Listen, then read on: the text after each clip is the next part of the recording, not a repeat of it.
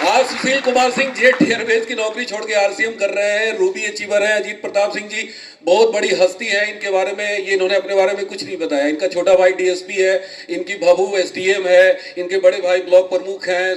चंदौली के बहुत बड़ी हस्ती है, मैं बता नहीं सकता कितनी बड़ी हस्ती है। और आज इतनी बड़ी बड़ी हस्तियां मेरे साथ आरसीएम कर रही है, क्यों? इनको पता चल गया कि आरसीएम बहुत बड़ी। पूछा था कि सर 1 साल में कार आ सकती है क्या? सुजीत सर ने बोला कौन सी कार चाहिए? मैंने कहा सर हमको सबसे बड़ी वाली चाहिए। उस समय ज़्यादा बड़ी बड़ी गाड़ियां नहीं थी, आज से 20 साल पुरानी बात बता रहा हूँ। उस समय स्कॉर्पियो बहुत बड़ी चीज़ होती थी, मानी जाती थी। मैंने कहा कि सर स्कॉर्पियो चाहिए। बोले देखो स्कॉर्पियो नहीं आएगा 1 साल में। मैंने कहा कौन सा आएगा? बोले अल्टो आ सकता है। उस समय अल्टो बहुत बड़ी चीज़ होती थी। मैंने कहा सर मैं अल्टो लूँगा। उन्होंने कार का प्राइस लिख दिया 3,25,000, अल्टो एलेक्साई। साथ में कौन सा कलर डिसाइड करो, ब्लैक चाहिए, पीला चाहिए, लाल चाहिए। मैंने कहा सर व्हाइट वाली बड़ी अच्छी लगती है। बोले व्हाइट कलर। मेरे को 1 साल बाद आरसीएम से मैंने कार खरीदी। यहाँ पे हमारे सारे सीनियर साथी, भगवान भरोसे हिंदू क्या होता है समझिए। आप फुटबॉल का खेल देखा आप लोगों ने? फुटबॉल के खेल में क्या होते हैं? एक गोल पोस्ट होता है इधर, एक इधर, 11 खिलाड़ी इधर, 11 खिलाड़ी इधर।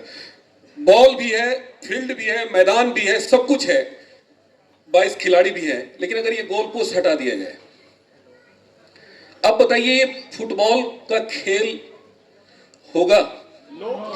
और होगा तो इसको देखने के लिए कितने लोग आएंगे? सब कुछ तो है, टारगेट नहीं है। तो हम लोग अपनी जिंदगी का खेल वैसे ही खेल रहे हैं। बहुत सारे लोग आरसीएम में कई साल से लगे हैं, 2 साल, 3 साल, 4 साल, 5 साल। मेरे पास रॉयल्टी नहीं है। तो क्यों नहीं है? कारण क्या है? कारण एक ही है कि आपने टारगेट बना के कभी काम नहीं किया। आज के आज इस हॉल में टारगेट बनाइए। किस चीज का टारगेट बनाइए? पहला टारगेट इनकम का बनाइए। इनकम का टारगेट होना चाहिए आपके पास। क्या होना चाहिए? 1 लाख रुपया पर मंथ। कब होना चाहिए? 1 साल बाद, आफ्टर 1 ईयर। लिखिए डायरी पे। और अगर डायरी नहीं लाए हैं तो सामने वाले की शर्ट पे लिख दो। लाया। झगड़ा होगा तो देखा जाएगा। डायरी क्यों नहीं लाते भाई? लाता हूं। कितने लोगों के पास डायरी है? हाथ ऊपर करके बताइए। डायरी दिखाइए, डायरी। आप देखिए कितने कम लोगों के पास है। तो अगली बार डायरी लेके जरूर आना। आएंगे सभी लोग? यस। हाथ खड़ा करके बताइए कितने लोग? Yes, very good.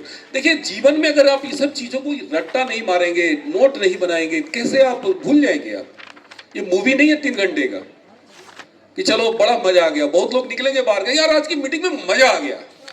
क्या मजा आ गया? 3 घंटे के मजा आ गया। ऐसा तो मूवी जाके देख लीजिए, मजा आ जाएगा। भैया जीवन में बड़ा बनने के लिए सीखना पड़ता है। क्या करना पड़ता है? सीखना पड़ता है। तो टारगेट सेट करिए। क्या टारगेट सेट करिए? पहला टारगेट इनकम का, कि हमें 1 साल के अंदर कितना लेना है? 1 लाख। थोड़ा जोर से बोलिए। 1 लाख। कितना लेना है? 1 लाख। अच्छा 1 ही लाख लेना है कि पर मंथ लेना है? थोड़ा जोर से बोलिए। कितने लोगों को 1 लाख पर मंथ चाहिए आरसीएम से? Per month. हाँ बहुत बढ़िया, बहुत बढ़िया, बहुत बढ़िया। ताली बजा दीजिए। बहुत बढ़िया। 1 लाख पर मंथ। बोलिए मेरे साथ। 1 लाख पर मंथ। फिर से बोलिए। 1 लाख। इधर से आवाज नहीं आ रही है, पीछे से नहीं आ रही है। आरसीएम क्यों करना है? आरसीएम क्यों करना है? आरसीएम क्यों करना है? आरसीएम क्यों करना है? आरसीएम क्यों करना है? 1 लाख पर मंथ। इससे कम के बारे में सोचना पाप है। और पापियों मत करो ये पाप। इतने पापी आरसीएम में आ गए हैं कि आरसीएम का नाम खराब कर रहे हैं। अपना तो जिंदगी खराब कर ही चुके हैं। आरसीएम में आ जाएंगे, 2-4 साल तक लगे रहेंगे घसीटा राम की तरह, घसीटाते फसीटाते, लुढ़कते फुड़कते, रॉयल्टी में पहुंच जाएंगे। अब वो पहुंच गए, उसके आगे बढ़ेंगे ही नहीं। अब लाइन धक्का मार मार के थक गया। सर टेक्निकल जाओ, सर टेक्निकल जाओ। अरे ऐसे नहीं होता यार, अगर जिंदगी इतना आसान होती ना तो सारी दुनिया आरसीएम कर रही होती। लक्ष्य बनाइए। दुनिया का कोई भी व्यापार, कोई भी बिजनेस, मैं यूनियन बैंक में जॉब करता था, वहां पे टारगेट होता था, हर महीने का टारगेट, हर दिन का target, weekly target, half yearly target, monthly target, कितना टारगेट होता था आप सोच नहीं सकते। हर दिन रिपोर्टिंग करना है आपको। रिजनल मैनेजर की एक ही काम होता था, शाम के टाइम में फोन गनगनाना, अरे तुम्हारा टारगेट कितना पहुंचा आज, कितना अकाउंट ओपन किया, कितना लोन बांटा, कितना रेकरिंग अकाउंट खोला, कितना फिक्स डिपॉजिट किया। टारगेट सर पूरा नहीं हुआ, इतना गाली देता था ना। मैं तो नहीं सुना कभी, भगवान ने वो मौका मेरे को नहीं दिया, लेकिन मेरा मैनेजर जब सुनता था ना तो कान में मेरा भी लगा देता था, सुन देख कितना गाली सुनना पड़ता है। बात समझ में आ रही है? दुनिया में जितनी भी बड़ी बड़ी संस्था है ना, ये पैदा होते ही बड़ी नहीं बनी थी। ये सब शुरुआत किया था, छोटे छोटे शुरुआत किया था। अंबानी तेल भरने से शुरू किए थे, पेट्रोल पंप पे खलासी का काम शुरू किया था। टाटा लोहे गलाने की भट्टी से शुरुआत किया था। ये दुनिया में जितने भी कामयाब लोग हैं, ये पैदा नहीं हुए थे कामयाब, ये बड़े पैदा नहीं हुए थे, ये सब छोटे छोटे काम करके बड़े हुए। कैसे कैसे बड़े हुए? थोड़ा जोर से बोलिए। हमें लगता है ना कि बड़ा बनने के लिए बड़ा पैदा भगवान करता है। अरे भगवान पैदा सबको हमारे आप जैसे लोग करते हैं यार, समझो बात को। बड़ा बनते हैं लोग, अपने कर्मों से बनते हैं, सीख के बनते हैं। उनको कोई ना कोई बता देता है कि फोकस में क्या ताकत है, उनको कोई ना कोई सिखा देता है टारगेट में क्या ताकत है, टारगेट बनाना शुरू करते हैं वो। हम लोगों के पास कोई टारगेट, हम लोगों के पास कोई टारगेट, भगवान भरोसे।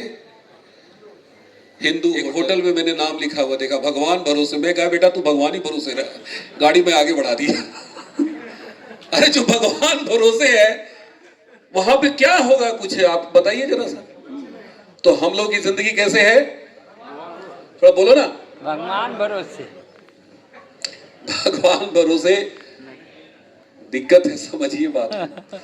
आपकी जिंदगी में जो भी आज के डेट में अभाव है, जो भी प्रॉब्लम है, सब इसलिए है क्योंकि आज तक आपने टारगेट बना के कुछ काम नहीं किया। भाई आज तारीख कितनी है? डी कुमार आज कहाँ है? लुधियाना। क्यों है? Thank you sir. क्यों है लुधियाना? अचानक से टपक पड़े होंगे। अरे वो वैष्णो देवी मंदिर जा रहे थे यार, सोचिए कि यहाँ पे थोड़ा लुधियाना वालों से मिल लेते हैं, ऐसा है? नो। यहाँ पे जो ऑर्गेनाइजर है उनसे पूछिए कि डेट कब लिए थे, कहाँ गए मनोज जी, जयेश विर्क जी, थोड़ा जोर से बोलो। 1 साल पहले से डेट फाइनल होती है। 365 दिन पहले डिसाइड हुआ है कि डी कुमार 15 जून को लुधियाना आएगा। कितना दिन पहले?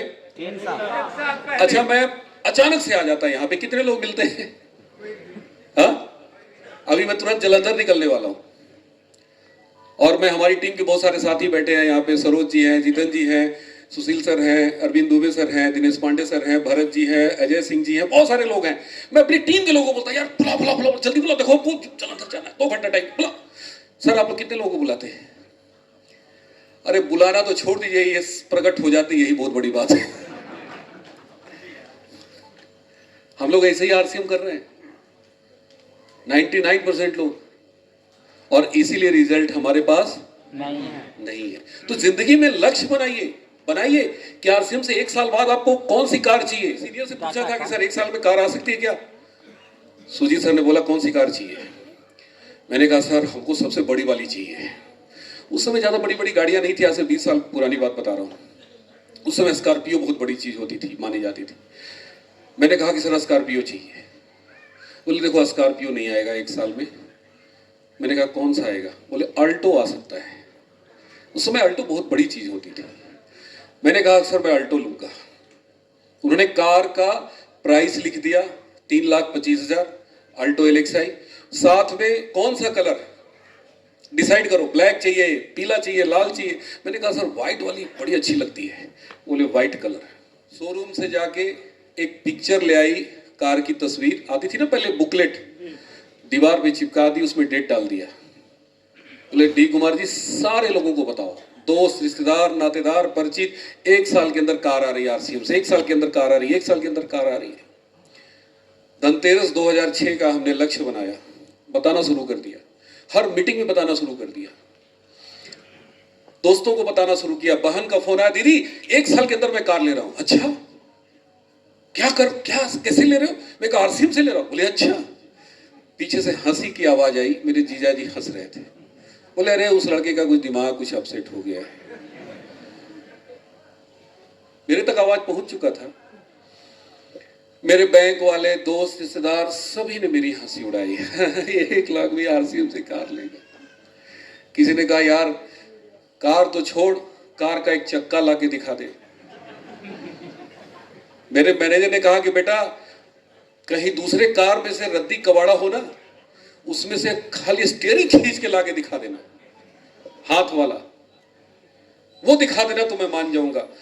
मैं बता नहीं सकता लोगों ने मेरी कितनी हंसी उड़ाई। और वही कार, वही टारगेट, वही विजुअलाइजेशन, वही घर की दीवार की तस्वीर। 1 साल बाद आरसीएम से मैंने कार खरीदी। यहाँ पे हमारे सारे से हैं, ये बताएंगे आपको। आज सुशील कुमार सिंह जेट एयरवेज की नौकरी छोड़ के आरसीएम कर रहे हैं। रूबी अचीवर है। अजीत प्रताप सिंह जी बहुत बड़ी हस्ती है, इनके बारे में ये इन्होंने अपने बारे में कुछ नहीं बताया। इनका छोटा भाई डीएसपी है, इनकी भाभू एसडीएम है, इनके बड़े भाई ब्लॉक प्रमुख हैं।